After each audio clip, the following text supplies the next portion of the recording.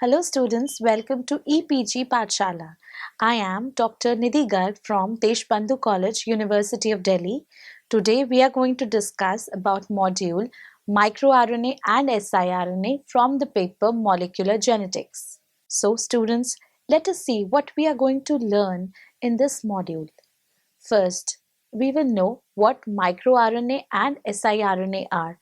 Secondly, we will know the mechanisms through which microRNA and siRNA cause gene silencing, the differences and similarities between microRNA and siRNA. Finally, we'll talk about the clinical applications and future aspects of prospects of RNA interference caused by microRNA and the siRNA. This will be followed by a small summarization of the complete module. Now, the gene expression in eukaryotes such as the nematodes, fruit flies, plants, and mammals are regulated by the use of small non-coding RNAs like the microRNA, the stRNA, or the small temporal RNA, which are also a kind of microRNA. And thirdly, the siRNAs, which are known as the short interfering RNAs. The microRNAs play an instrumental role in eukaryotic gene silencing and in post-transcriptional modulation of gene expression. Thousands of different kinds of microRNAs have been discovered in higher mammals that seemingly regulate the expression of one-third of the mammalian genes. There is another class of microRNA which are present ephemerally during development known as the small temporal RNAs or the stRNAs. This class of RNAs are particularly active during the development of roundworm. These small temporal RNAs function in the same way as the microRNAs do, except for the fact that they do not destabilize the target mRNA but only downregulates it. The microRNAs can either regulate the expression of one or more than one gene. The siRNAs are double-stranded and 20 to 25 base pair long. They hinder the expression of particular or specific genes by base pairing with the complementary genes and obliterating the mRNA after transcription. Thus, translation does not occur. If an experimenter introduces a duplex RNA molecule with complementary sequence to virtually any mRNA in an organism, the endonuclease dicer will cleave the duplex into short segments, that is, into siRNAs. Such a mechanism of gene regulation has a very interesting and useful practical application. This form of RNA interference is necessary for, first, fine-tuning the developmental timings in certain organisms. Secondly, it is used as a defense mechanism against viral invasions and actions of transposons. Thirdly, the latter is specially of particular use in plants being invaded by the RNA viruses, as plants do not have a defined immune system of their own. Fourthly, it is important for the formation of heterochromatin. Virtually any gene can be shut down in plants through these small RNA-induced gene silencing. In nematodes, entire functional RNAs are readily ingested. Introduction of the duplex RNA into the worm's diet causes effective suppression of the target genes. Such experiments have gained wide importance rapidly as they can effectively silence any gene without producing a mutant organism. These procedures have been applied for humans also. There have been examples where laboratory produced siRNAs have been used to impede infections by poliovirus and HIV virus in cultured human cells for a week or so at a time. This field of study holds great potential for medical advances in the future. Historical perspectives on small non-coding RNAs and RNA silencing pathways. The fact that RNA molecules regulate gene expression came into perspective through a puzzling observation of the deviation of petal coloration from the normal light purple to white of the Petunia plant. In 1990, two groups of researchers reported an attempt at darkening of the color of the petals of Petunia through the introduction of extra copies of genes encoding the pigment that produces the enzyme responsible for the coloration. But the petals of the plant seemed to lose their colors in the presence of that extra gene. The petals became completely decolorized instead of becoming more deeply colored. Further studies revealed that, under the experimental conditions, both the added genes and their normal counterparts within the genome were being transcribed. However, the resulting RNAs are somehow degraded. This phenomenon was termed as post-transcriptional gene silencing, or the PTGS, which led the flowers to become unpigmented.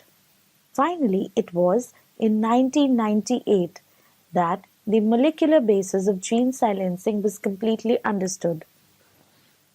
Investigators Andrew Fire and Craig Mello conducted a series of experiments on the model nematode C. elegans. These worms were injected with several different preparations of RNA in order to stop the production of a particular protein. The mixtures introduced in C. elegans were of three types. The first mixture contained the sense RNA, the second mixture contained the antisense RNA, while the third mixture contained double-stranded RNA, which was a mixture of both the sense and the antisense strands. The observation was that individually the sense and the antisense strands didn't have much effect on the production of the targeted protein.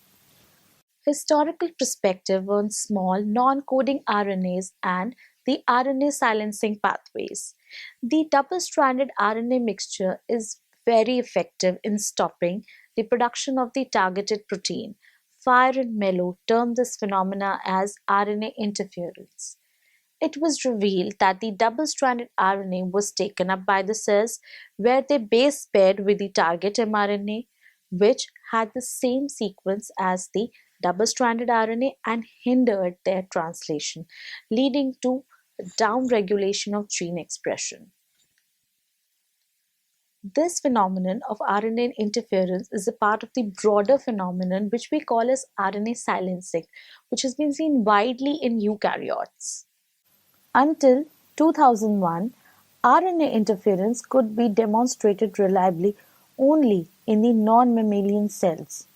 Whenever double-stranded RNA is injected into mammalian cells, instead of shutting down the expression of a specific protein, it induced a global shutdown of production of proteins. This global response was thought to have evolved to protect the cells from infection against viruses. Researchers continued with the experiments using very small double-stranded RNA molecules. It was observed that when synthetic double-stranded RNA around 21 base pair long were introduced into mammalian cells, this global shutdown of protein production did not occur.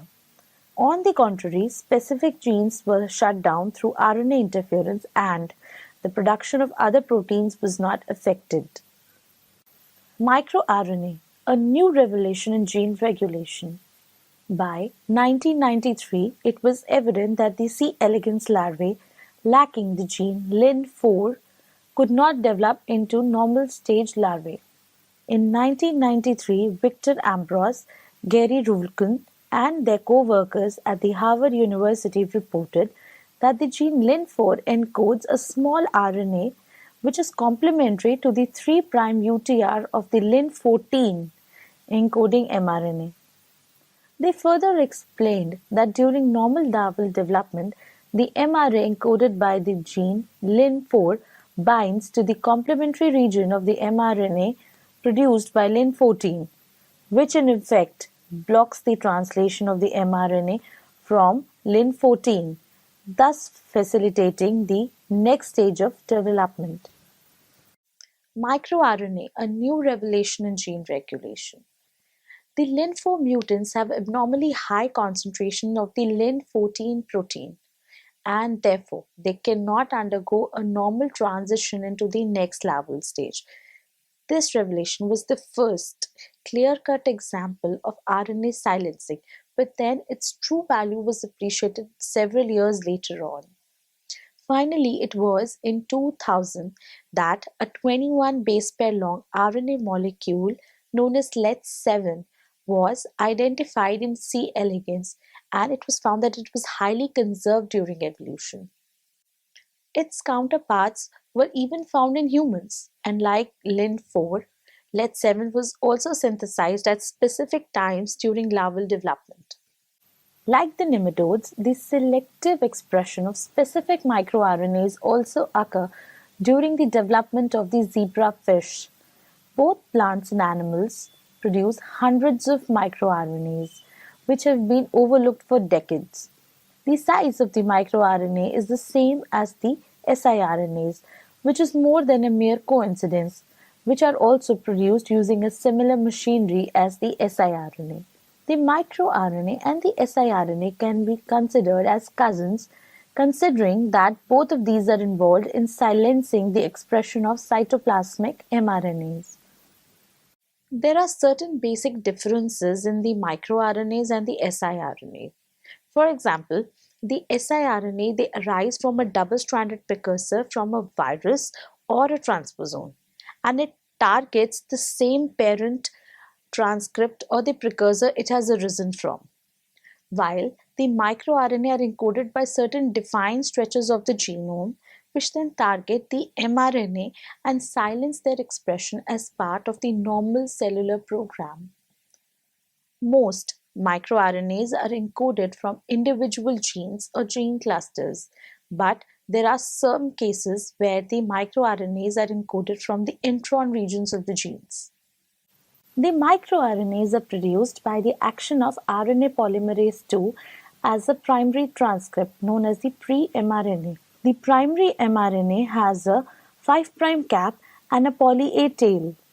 This primary transcript is transported to the nucleus where it is cleaved into a shorter, double-stranded precursor called pre-microRNA, which is again refolded. The pre-microRNA is transported into the cytoplasm where it is converted into a small double-stranded microRNA by the endonuclease dicer, which is also responsible for the synthesis of the siRNA. Similar to the siRNA, the double-stranded microRNA is unwound into single strands and is incorporated into the RISC complex. A typical microRNA partially complementary to a mRNA target acts as a translation inhibitor. Some microRNAs in plants cause the cleavage of the mRNA, then hindering its translation. MicroRNAs which cause the cleavage of the target mRNAs are fully complementary to the mRNA target.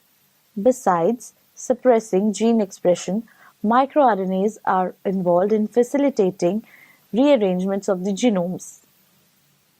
The major difficulty in the study of microRNAs is to find the genes that encode these transcripts. These genes are generally identified through bioinformatic analysis. The human genome is said to produce over 1,000 transcripts for microRNAs. Roughly one-third of the mRNAs in humans have a sequence complementary to distinct microRNAs. The microRNA act in various permutation and combination to fine-tune the levels of gene expression. The gene predictions are supported by experiments where these cells were forced to take up and express specific microRNA genes. Under these experimental conditions, large number of induced microRNAs in the genetically engineered cells were adversely affected. When different microRNA genes are introduced into these cells, different groups of mRNAs are downregulated, thus indicating that this phenomenon is sequence-specific. The microRNAs play an important role in many crucial processes during development, such as differentiation of various cell types, patterning of the nervous system, control of cell proliferation, apoptosis, leaf and flower development in plants. MicroRNAs are also critically important for normal development of early embryos. This finding was supported by studies of mutant mice which lacked DICER. These mice did not develop normally and died during early embryonic stage. Now, dissecting the role of microRNAs in mammalian development has gained great impetus in research these days. Small interfering RNA, the transient bullet. siRNAs are short, non-coding RNAs which are around 25 nucleotide long. siRNAs are generally transfected into cells for experiments that has proven to be of great use in drug discovery and finding out and validating gene functions. siRNAs are a little tricky to use as they do not last for very long in rapidly dividing cells. This problem can be overcome by altering the sequence or the structure of the siRNA. The main strategy that is employed is the introduction of a small loop in between the two strands of RNA, resulting in the formation of a short hair loop pin structure. The enzyme dicer can convert this short RNA into siRNA. This final transcript can be used for the process of gene knockout. These successes have been extended to targeting drug development and pinpointing the exact function of genes in post-genomic era. Problems with the use of siRNA are: first, it induces umpteen number of non-specific responses. Secondly, it cannot be used along with microRNAs as it can disturb the targeting of the microRNAs. Thirdly, the double-stranded siRNAs can be mistaken as viral byproducts and a largely defeating immune response can be generated by the system. This makes the use of microRNA a seemingly better prospect as they occur naturally. If the siRNAs are converted to microRNA, then the probability of the non-specific actions of the siRNAs can be reduced greatly. Besides, the non-specific effects of siRNAs pose another huge problem of potential toxicity. A probable solution to this is the delivery of siRNAs using nanoparticles. It, besides dealing with the problem of non-specificity, also facilitates the uptake of the siRNAs by the cells and protect them from being degraded. The nanovectors for carrying and delivering the siRNAs can either be lipid-based or they can even be inorganic. The nanovectors have proven to be largely useful for delivering such small RNAs. The latest proof of concept is the use of lipid nanoparticles for direct treatment of most lethal forms of Ebola virus in non-human primates. There is still a long way to go for achieving absolute success in the field of such small non-coding RNAs as therapeutic agents. The following are the differences and similarities between the microRNA and the siRNA. The following diagram shows the similarities and differences between the action of microRNA and siRNA in RNA interference. Clinical applications of microRNA and siRNA. Now, both microRNAs and siRNAs are the major players of RNA interference, which involves gene silencing. The medical investigators are continuously researching for therapeutic drugs which could act as magic bullets against life-threatening diseases, that too very specifically with negligible side effects. The use of the non-coding types of RNAs has found use in potentially curing viral diseases and cancer. Viruses survive by taking over the host cells and producing a large number of mRNAs encoding viral proteins and hampering the cellular activities of the host cell. Most of the cancerous cells contain mutations in the genes known as the oncogenes which cause them to proliferate uncontrollably. During this process, mutant mRNAs are produced, which of course translate into muted or abnormal proteins. Considering both these kind of diseases, it would be a boon if the specific mRNAs could be curved with a drug of pinpointed specificity. RNA interference acts by causing degradation of specific mRNA molecules. It can be caused in mammalian cells through introduction of double-stranded siRNA, one of the strands of which is complementary to the target mRNA. The mammalian cells have now been genetically engineered to carry a gene with inverted repeats. The RNA produced from the transcription of such genes folds back upon itself, forming hairpin loop-like structures which act as siRNA precursors. These precursors are processed to form active siRNA molecules. This strategy has been applied to a wide range of disease cells and the results have been highly promising. It is known that cancer cells contain one or more muted genes that are responsible for encoding the abnormal phenotype of the cancerous cells.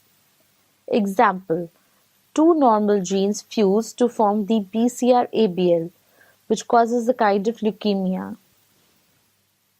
Experimental findings have revealed that siRNA directed specifically against the BCR-ABL genes could revert the abnormal phenotype of the cancerous cells to normal. In case of Huntington's disease, a siRNA directed against an expanded CHE tract has been shown to block the production of the causative abnormal protein. Such strategies have been targeted in treating viral infections such as the SARS, influenza, hepatitis viral infections, etc. in laboratory animals. RNA interference also has a lot of promise for curing AIDS. These stem cells have to be isolated from the AIDS patient, in which siRNA can be introduced using a vector. This siRNA is of course deemed specific against the viral mRNA. These stem cells are then introduced back into the patient's bloodstream, considering that these cells have great capacity to continuously produce siRNA. The descendants of these cells are therefore made resistant to the HIV virus. Bringing these techniques from bench to bedside is a long and an arduous journey which has a lot of hurdles. This is particularly true for using RNA interference techniques against retroviral infections. The technique of RNA interference is majorly reliant on sequence specificity. This could act as both a boon and a bane. The rapid mutability of virus can bring down the entire process of RNA interference, rendering it completely ineffective. Now, the next line of difficulty arises when the siRNAs are to be delivered to the target cells. Many successful attempts at it have been reported, such as delivery of siRNA into mouse liver. It can be used against fulminant hepatitis, which is an inflammatory condition of the liver caused by infection of the hepatitis virus. This disease can be induced in mice by administration of several toxic agents. Investigations into this disease has revealed that the death of the infected liver cells is caused by cell surface receptor FAS. When mice were injected with siRNA directed specifically against FAS mRNA, they became resistant to fulminant hepatitis. They did not develop the disease even when the siRNA was administered after injecting the toxic agents. This finding gives a lot of hope at curing such debilitating conditions of the liver even after quite some damage being inflicted. Delivery of siRNA through bloodstream has further advantage as the effect of the administered RNA is brief, generally lasting only a couple of weeks. This is particularly important considering in curing fulminant hepatitis, as long-term deficiency of the FAS receptor can lead to further complications.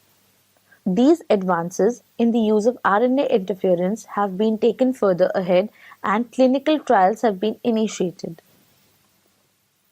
The first, consideration of the widespread use of RNA interference is to gain the ability to introduce them directly into the bloodstream without the use of any extra agents.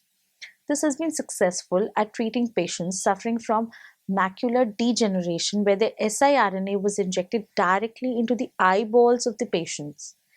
Since macular degeneration occurs progressively, the siRNA was directed against a particular growth factor that induces the damage of the blood vessels of the retina.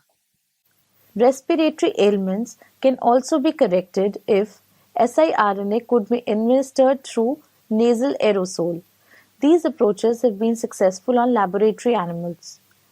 Mice were shown to be completely cured of genital herpes by vaginal application of siRNA, which was directed against HSP2 viral genes. A majorly significant study has been reported in which the apolipoprotein responsible for causing the so-called bad cholesterol was targeted.